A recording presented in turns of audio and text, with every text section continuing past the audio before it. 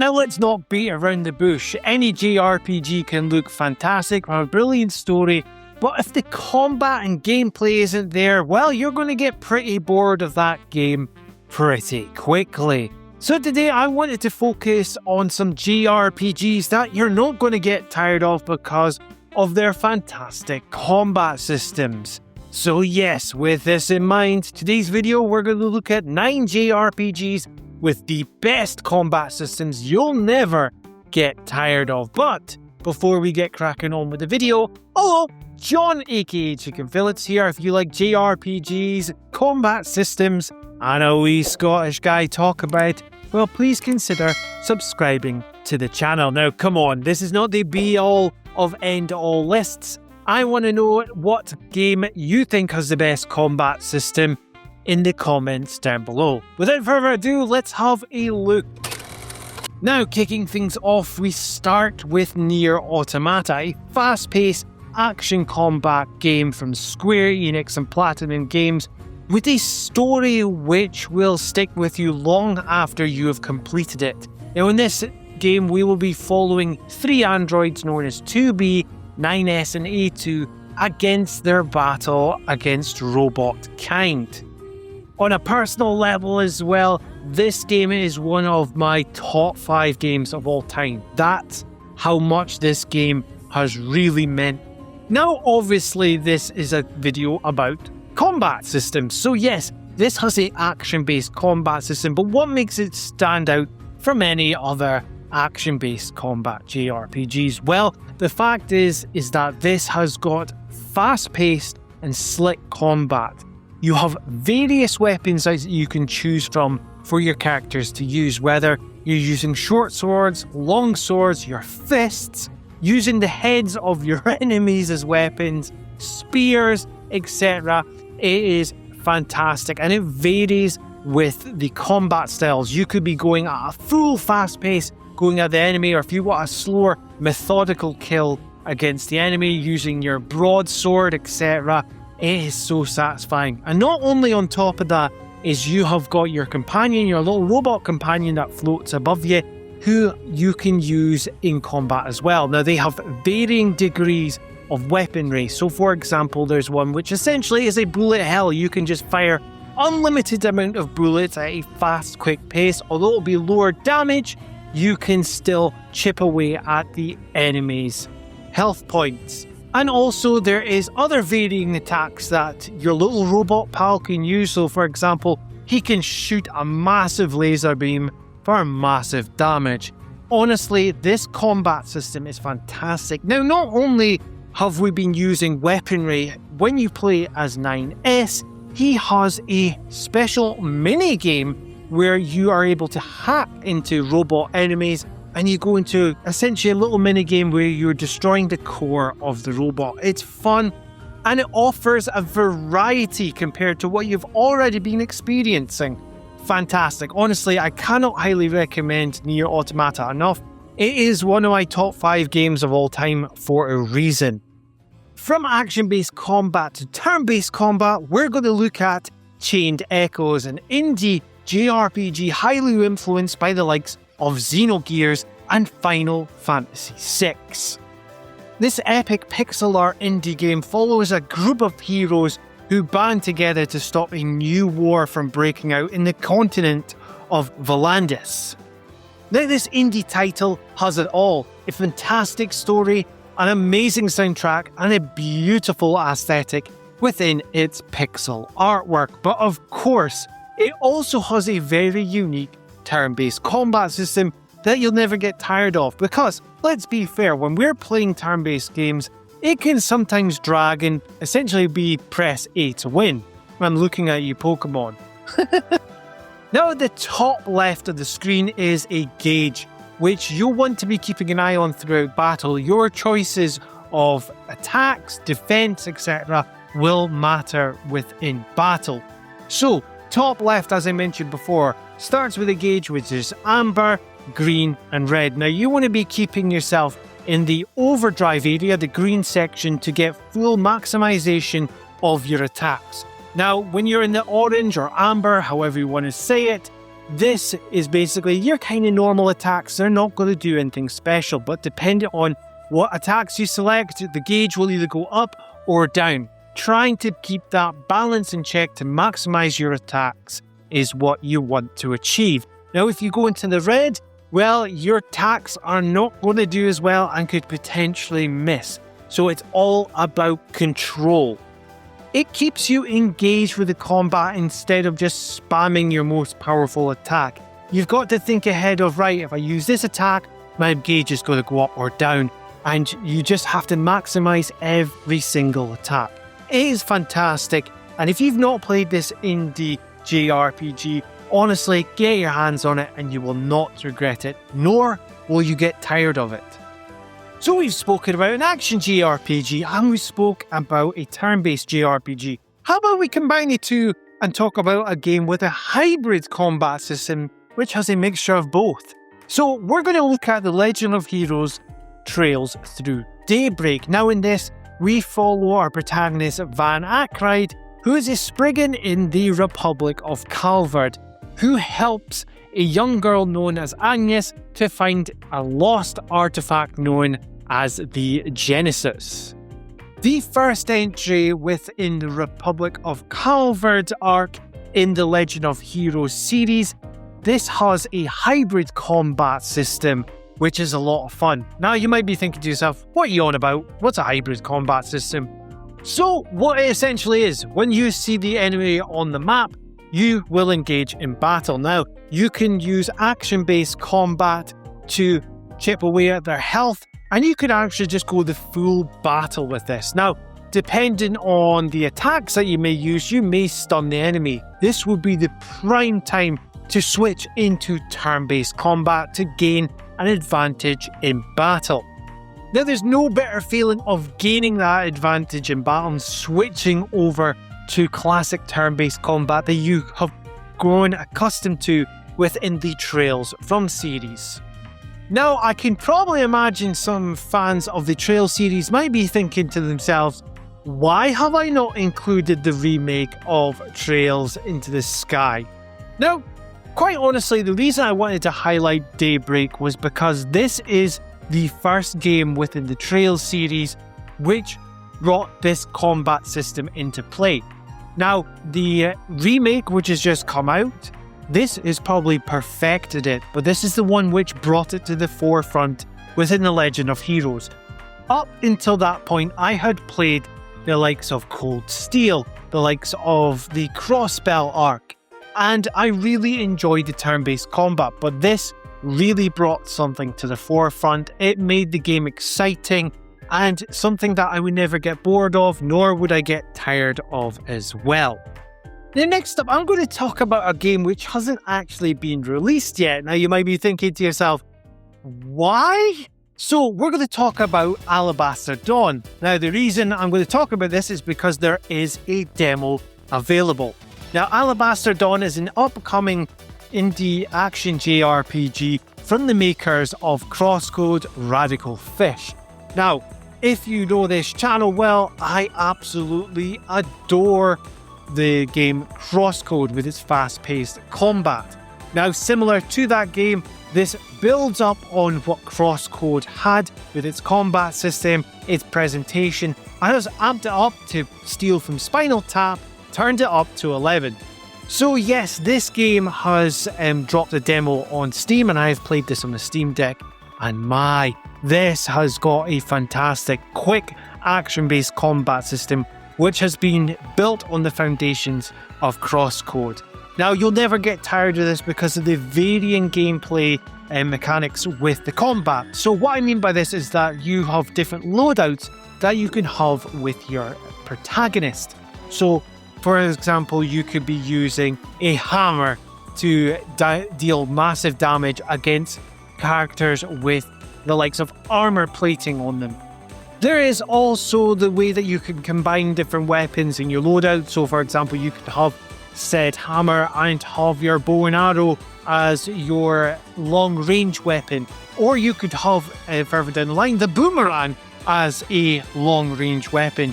This really excites me, and what I have played thus far of the demo, I should say I completed the demo, I am really hyped for this entry, and I thought I'd bring it to your attention as well if you've not seen this. Now, I really think this is going to be something special, and from what I have played and that you can play in this demo, this is why I wanted to mention it. Now, of course, this is a Chicken Fillets video, so you know what that means. Yes, Final Fantasy VII does appear on the list, in the shape of Final Fantasy VII Rebirth. So in this is the second entry in the Final Fantasy VII Remake trilogy. We're focused on when Cloud and party leave Midgar up until the Temple of the Ancients. Now, this globe-trotting adventure is amazing, with a fantastic story behind it and one of the best soundtracks that you'll ever hear within a JRPG. I mean, oh, come on, this is a Chicken Fillets video. You know me, I love Final Fantasy VII. But the combat is what really sells it, because this has got a hybrid combat system which is mainly action-based, but during battle, you'll be able to slow down battle by going into a menu screen similar to what you would have had in the original Final Fantasy VII to select varying attacks. So the likes of your special abilities, like so if you're using Cloud, you could select triple slash, or you could cure your enemies with magic materia, or you're able to select items, etc. You're able to also give commands to the likes of your extra team members. So for example, you could be using Barrett as a team member. You could tell him to heal up the team or to fire off some lightning materia. And not only that as well, this has got the team up attacks as well. The tech attacks where you're able to double up with your teammates to deal massive damage. It is a brilliant combat system, and it's something that doesn't get old. And especially with all the varying ways that you can have your team members set up. So for example, that breathes new life and you'll never get bored. You could have Cloud, you could have Aerith, you could have Kateseth, and you could have a ball with them. You could have the likes of Cloud, Barrett, Yuffie, Cloud, Barrett, Tifa. The mixture goes on. It is a fantastic combat system, one I've never been bored of, and Rebirth at the time of recording is the best iteration of the hybrid combat system. Remake was fantastic, but the likes of Rebirth's combat system has just oiled it up and made it fantastic. Now, before we get on to the next entry, I just want to make you aware of a fantastic charity event that I will be involved with.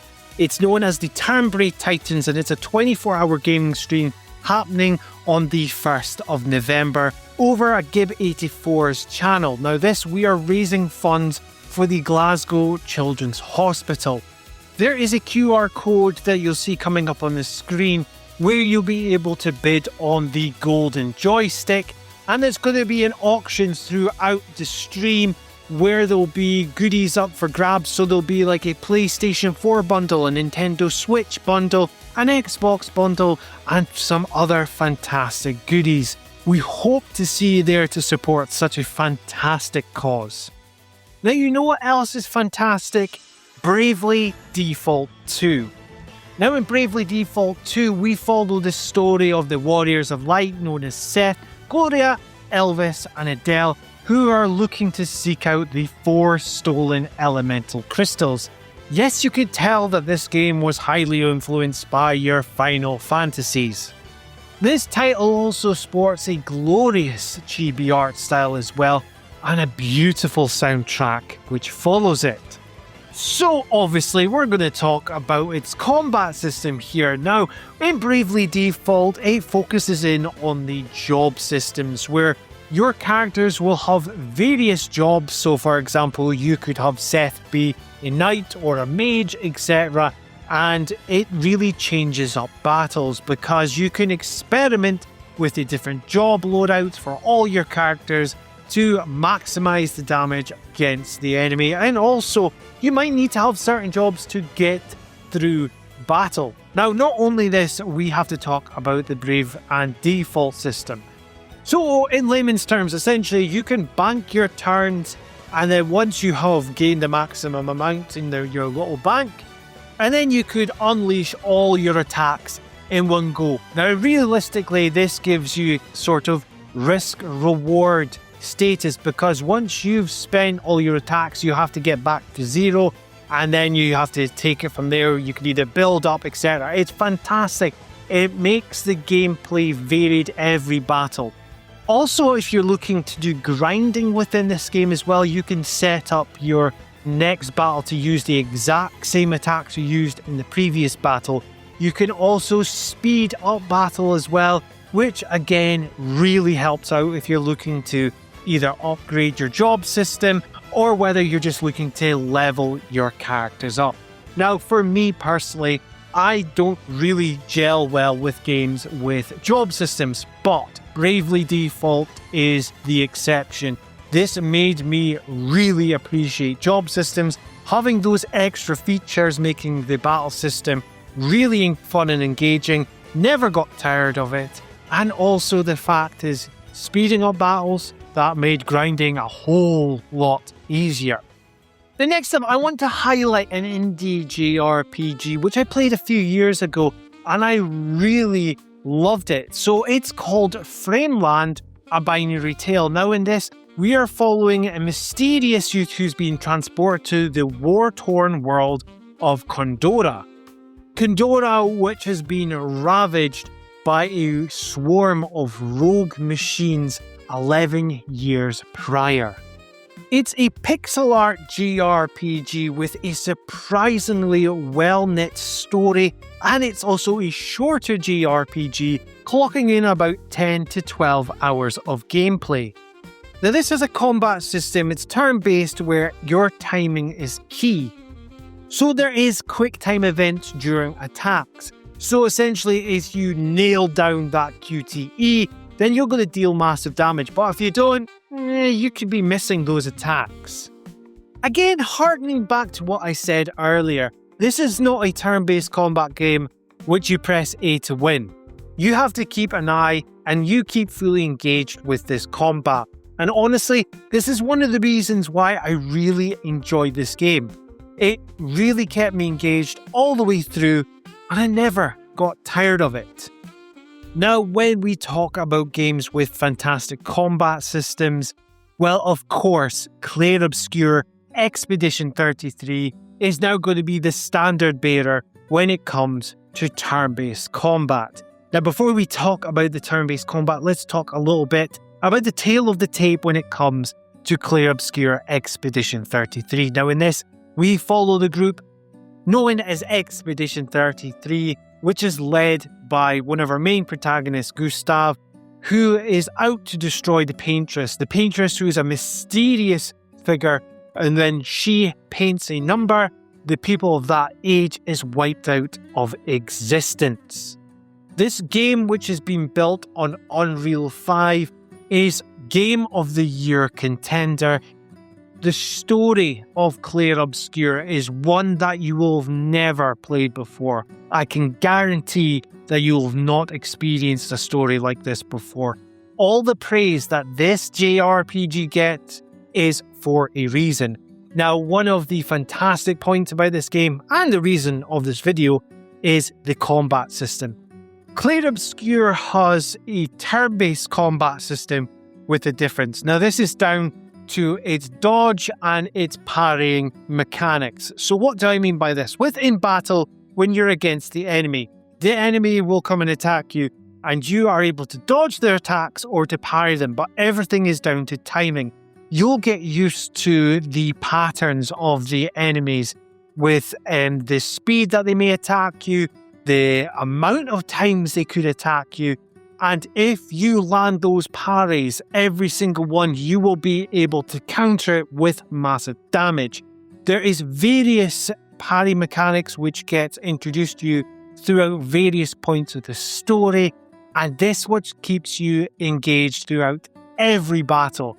Every battle is not the same. You are fighting for your life when it comes to this combat. The difference between nailing that perfect parry to missing a parry could mean life or death within battle. It can be that close. And see, when you do hit those parries, what a adrenaline rush you will feel. Now this game as well, normal enemies can feel hard dependent on the level that you play this. Every battle is fantastic and you will definitely fall in love with this game if you haven't. Honestly, this is a game that a lot of people I don't think will ever get tired of, and for good reason. And finally, we're going to end with Yakuza Like a Dragon.